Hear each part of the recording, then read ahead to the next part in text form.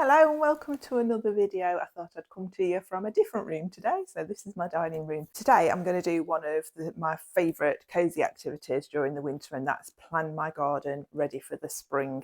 There's nothing quite like cozying up with a seed catalogue and making a plan of your garden for the coming growing season. It just sort of keeps you interested in the growing while the garden's having a rest and it's all asleep.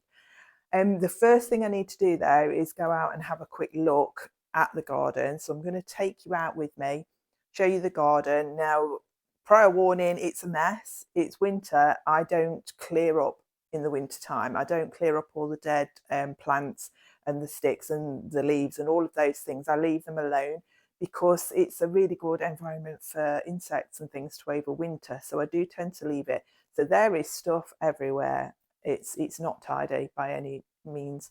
And also the tunnel that I grow the veg in, the net's kind of blown around and the hoops have collapsed and stuff. So you have been warned, it is not a show garden, it's winter time and everywhere is a mess. But what we're going to look at is the space. So I'll show you the space that I've got available for growing in and what I want to make available for growing in for this season. So let's go out and have a look at the garden, and then I'm going to get back into my cozies, ready for making the plan and having a good look through the seed catalogue with a nice cup of coffee, because at the minute it's chilly in the UK and there's nothing nicer than just being in your cozies. And seeing as this is a nice, cosy, slow activity, I think nice, cosy clothes are required. So let's go, let's have a look in the garden first.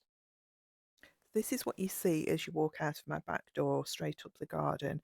And the first thing I've got that I plant in here on the left are some wooden planters I got from the garden centre. And this is where I plant my lettuce. This is some that's been overwintering.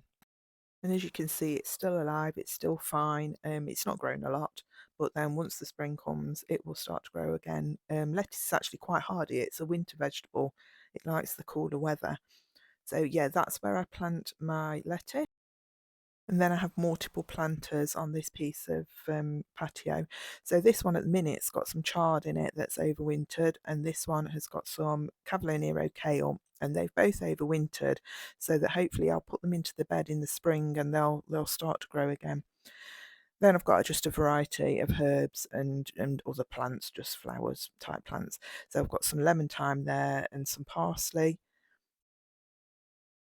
That's a fig. That'll move up to the top of the garden when it starts to get sunnier. And then they are the strawberry plants that I rescued from the top bed earlier in the year, and they'll go out into the new bed, which is that sandpit that you can see behind. You probably can't tell it's a sandpit, but yeah, that's a wooden sandpit that I'm going to put up at the top on the patio, and I'm actually going to use as the strawberry bed this year. It's about 1 metre by 1 metre. We've then got two beds. These are 4 meters long by 1 meter wide, and behind there are raspberries. That's just full of different sorts of raspberries along the back. So in these two beds, I've been growing brassicas, mostly Cavolo Nero kale, because that's what we like to eat. That there is a kaleette plant. The kaleettes are still very, very small, and they've stopped through the winter. So in the spring, hopefully they'll come on and we'll be able to eat those. That's some Cavolo Nero kale. And then below the kale, I usually put some beetroot and just bits and pieces like that, just to fill up the space, really. They're the raspberries, but they're kind of dead at the moment. They'll sprout again from the bottom in the spring. There on the left is actually the sunniest part of the garden, but for various reasons, I can't grow vegetables on that side. So that's where I tend to put flowers. They're flower beds.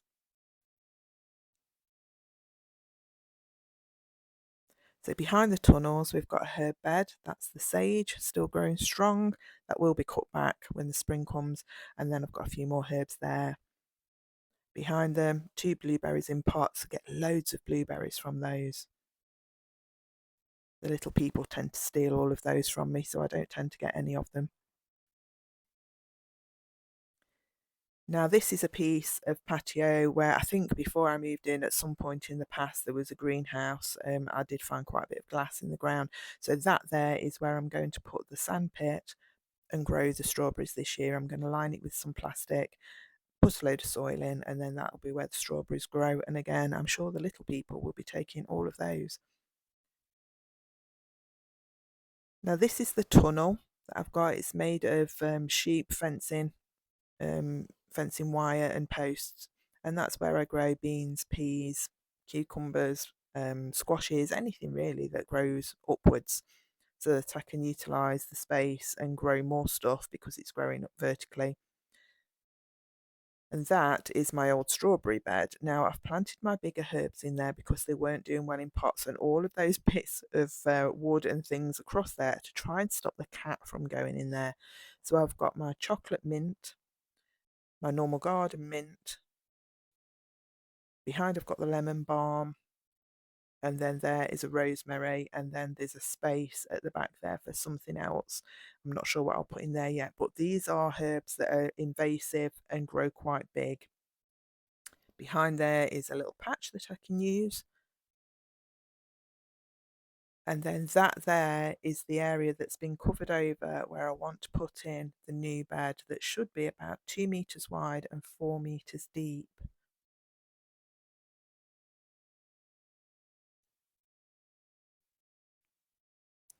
So as we walk up here, I've got a plum tree there, got an apple tree there, you probably can't see it, and then there's a pear tree there on the left, which is tiny. Now that's not really growing very well, and I don't like pears very much anyway. So what I want to do this year is dig up the apple tree from there, put it over there, and that will free up this space. Now at the moment, as you can see, I've got 2 fence panels and a load of stuff that I've cut back from the garden that over the next few weeks I need to cut all that up, break it all up, get it either burnt or into the compost bin for the the council collection. And then as you can see, that is quite a big piece of ground. It's already clear at the moment because it's been covered. So it will be a case of just marking out the bed and then covering it. Now at the back there, that's still quite a mess. There's some planters there that are all broken, that are brick built, that the landlord doesn't want to remove, and they're full of tree stumps. So there's not an awful lot growing in those. And that's the view from the top down the garden towards the house.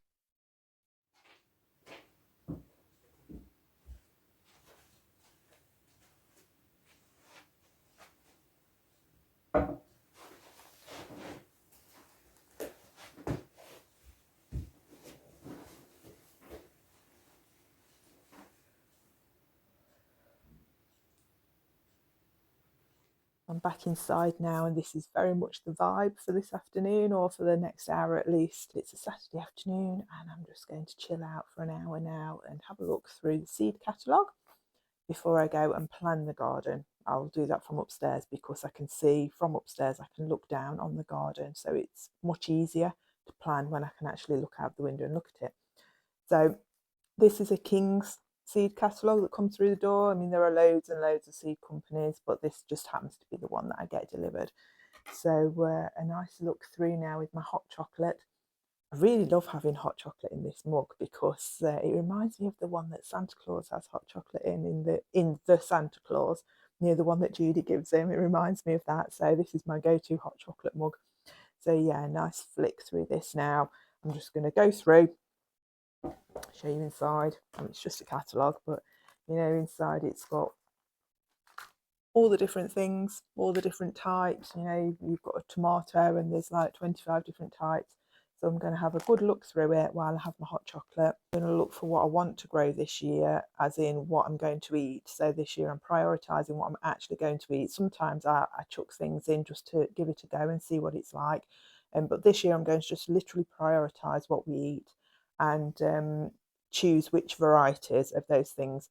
Then I need to go look through my seed collection and see what I've already got and what I need to buy and make a list of that. So yeah, nice little hour now relaxing on a Saturday afternoon.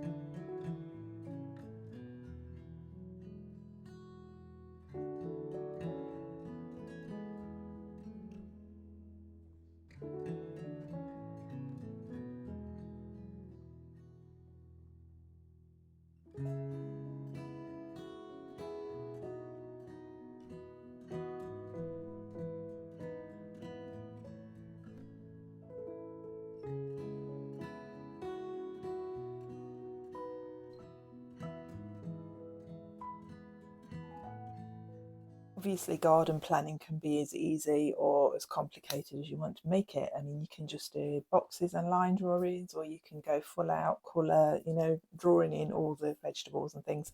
That's somewhere a little bit in between. It's quite a simple plan, really, and then I tend to just sort of write what I want to plant and where. So I've got all the essentials. Got some plain paper, pencil and ruler, some coloured pens just in case I want them, my seed catalogue, a rough plan, and also this is my book that I keep all of my plans in from the previous years. So these are the previous years that I've done. That one, like 2024, where I just sort of write out roughly. This is kind of what I'm going for, really. It's just a rough guide to where I want to put things, nothing too extravagant, but it just shows me where I want to put things, so when it comes time to plant, I'm not sort of scrambling around and wondering where things are going to go. And also, the most important of all, my seed box. So this is a plastic shoe box. The lid's actually broken on this one now on the hinges, so I could do with a new one, but this is basically where I keep all of my seeds. These are all the seeds that I've got, and then I'll need to look through. There's a lot in here that I won't be sowing this year, and I do need to buy some more. There's also a few that are years and years old now, so could probably benefit from a new pack just to make sure that they germinate better. Because the fresher the seed, the better the germination. But you will still get good germination out of really, really old seed. Don't take any notice of the dates on the packet. You'll still get plenty of germination out of old seeds. So I'm just going to do a little bit of drawing now, just sketch out where the beds are and where I want to put things. And then that'll be it. Then I'll just need to order the seeds that I need, that I don't have, and then wait till time to plant. I will blur out the neighbours' garden at the side there just for their privacy, but this is kind of a top view from the top bedroom window of my garden. So I can see when I sit up here at the table, I can look down and sort of visualise where things are going to go.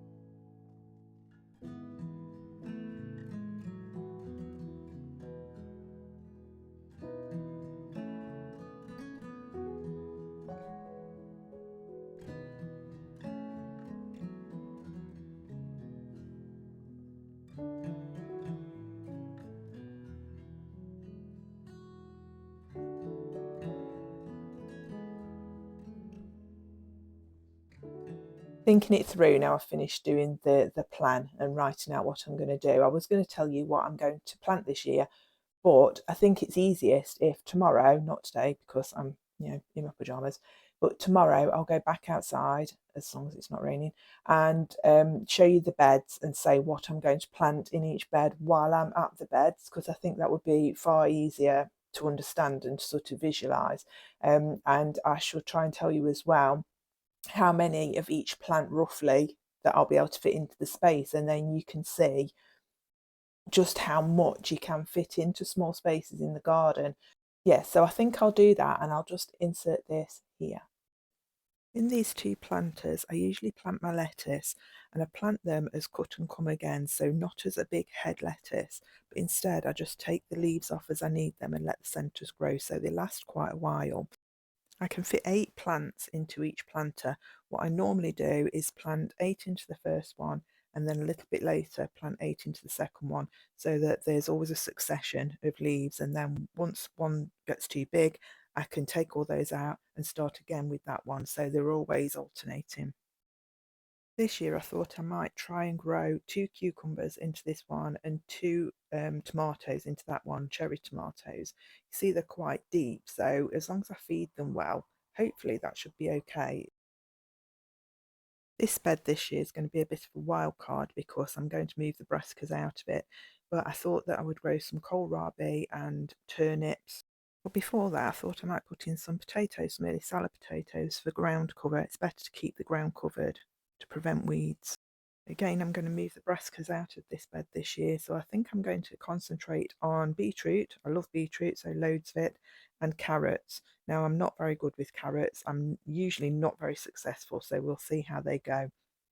But in this space, I should get approximately 84 beetroot and 144 carrots.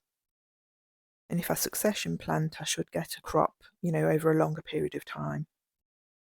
This is where the strawberry bed's going to go, and I'm thinking that I'm going to plant 8 strawberry plants in the 1 metre by 1 metre bed. I don't want to overcrowd it too much because they do grow quickly.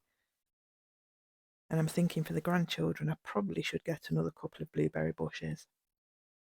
On this side of the frame, I'm going to put lots and lots of tall growing pea plants, 1 inch apart, so plenty there. And behind those, some small squash like some baby pumpkins or some uchikikuri. The other side is quite sheltered, and I found things don't grow very well there. So this year, that's just going to be sweet peas for cut flowers. And in this area behind, I'm going to put 2 courgette plants because they grow quite big. So 2 will be plenty in there. Now this area behind is going to be the main event this year, and this is where I'm going to plant all of my brassicas, and I'm going to put a great big net over it. Hopefully I want to plant green sprouting broccoli, some red Brussels sprouts, some red cabbage, some green cabbage, some chard, some red kale and some Cavolo Nero kale. Looking at spacing, the approximate figures are 8 green sprouting plants because they grow quite big, the broccoli, just 2 red sprouts because we're not massively keen on them, 10 Cavolo Nero, 10 red cabbage, 10 white cabbage, 5 red kale and 5 chard. Then over here on this side, that's where I grow comfrey to make fertiliser, but I'm going to put in a couple of crown prince squash there and let them trail that way all the way to the back. So thank you for spending time with me today. It was a little bit wittery, a little bit disjointed maybe, but this is the thought process. So, sometimes my thoughts are not linear, they jump about all over the place, and this is just how I do it. So I go out, look at the land, I get my seed catalogue out, I then plan the garden on a piece of paper, decide on that plan with the sizes how many of each thing I can fit into those areas and where those different plants are going to go and where they can fit in the best. Because obviously some plants like shade more than others and some need really good sunshine. So yeah, it's always best to plan it down on paper first. If that plan doesn't come to fruition, it doesn't matter. Sometimes I plant more or less or things in a different place when it comes down to it, depending on what grows, what seedlings come through. But it's always best to start with a plan, and then at least you've got somewhere to head towards. So I hope you've enjoyed this. I hope you've started planning your garden if you've got a little patch to grow in, and that you've seen just how much you can fit in one small space, and that maybe it's inspired you to start planting a few seeds of your own too, even if you've only got a little box on a windowsill. I'll see you again next time. Bye for now.